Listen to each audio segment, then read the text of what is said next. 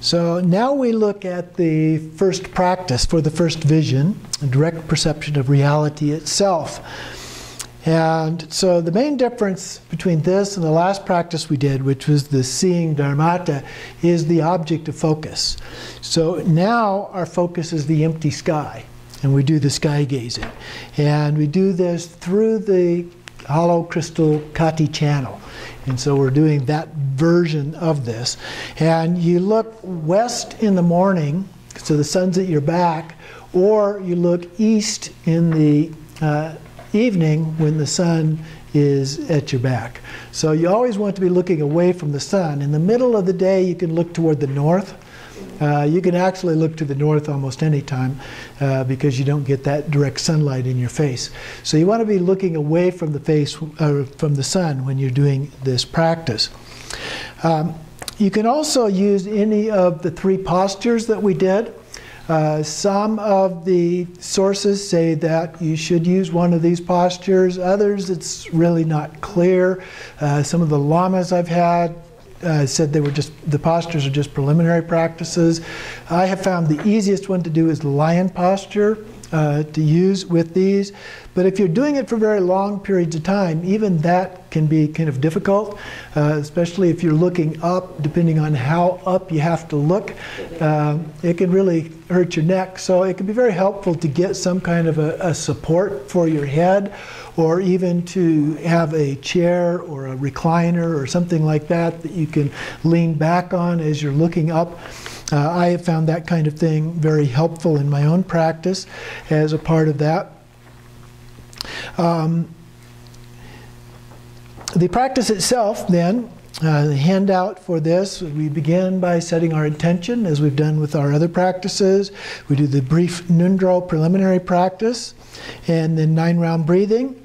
And then as we do it, without visualizations, thoughts, words, any of those things, so hopefully all of our previous practices have gotten us to the point where we can do that, we gaze up into the clear blue sky. And then with the eyes, we just focus on the sky. We talked about the 3 different gazes of up, down, and straight ahead before, but it's going to depend on your position as to what's comfortable to do that. You usually do it up. Do this through an open window? You can do it through a window, yes. That's okay. Like if it's really cold outside, for example, I did a retreat in Colorado one time, a month-long retreat, and when it was really cold in the morning, I had a nice window. I could look out and see a nice section of blue sky and would do it there. So yeah, you can adapt to that. The ideal is to do it outside, but you can do it inside where you can see the sky if you've got a clear view. So with the eyes, you focus on the space, again, through the ideas, through this crystal kati channel, so from the heart up to the eyes and projecting outwards, and gain control or stability over the vital energies and mind. The object, the outer space, the outer is space, the inner is your pure absolute nature. Vital energies, we focus on the breath here. It's slow, hold, release. So breathing very gently, basically, as we do this. In terms of the visions, again, this is just a summary from the table. Let's see lights, bindus, strands, rainbows, kinds of things. And we're not imagining these things, we're actually seeing them. That's one of the differences here between this and the deity yogas, where we imagine these things, but here we're actually seeing them.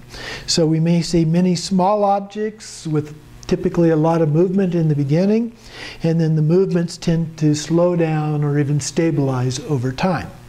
And again, this can take months to do. It doesn't typically happen just overnight when we do this. And then we dedicate the merit at the end.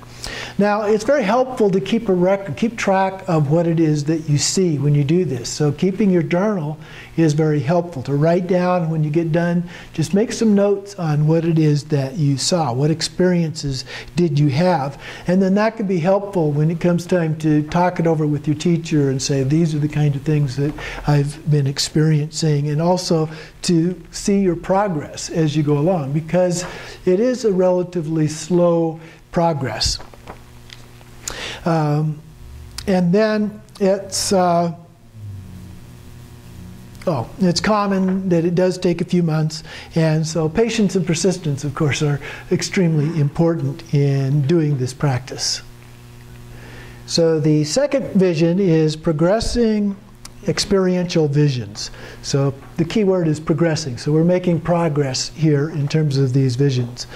And so once we've gained confidence at the first level, then this second level begins to develop. I won't say we develop it, it naturally occurs.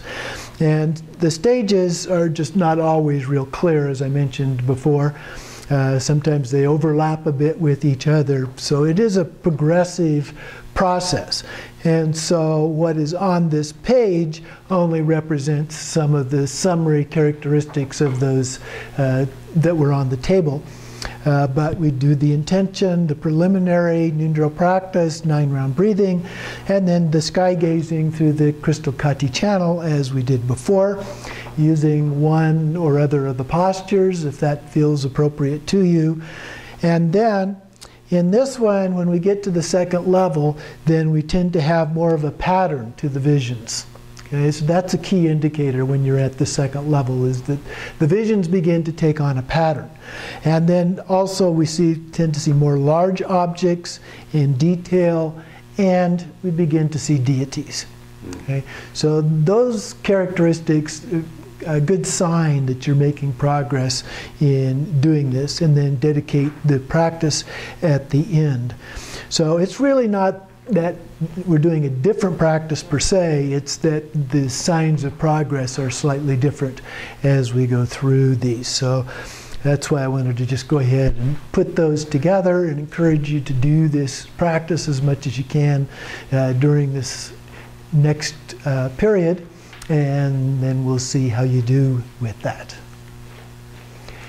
And next week,